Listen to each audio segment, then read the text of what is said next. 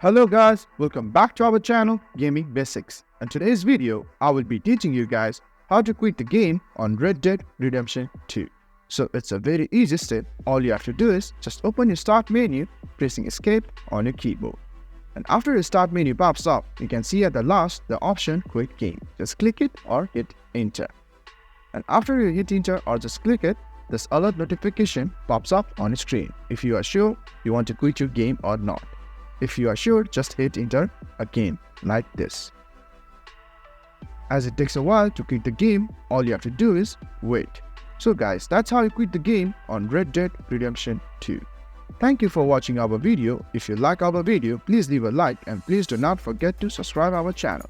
Also hit the bell icon to get updates with our latest videos and drop a comment for reviews and more content like this. I will see you guys again in our next video. Thank you for watching.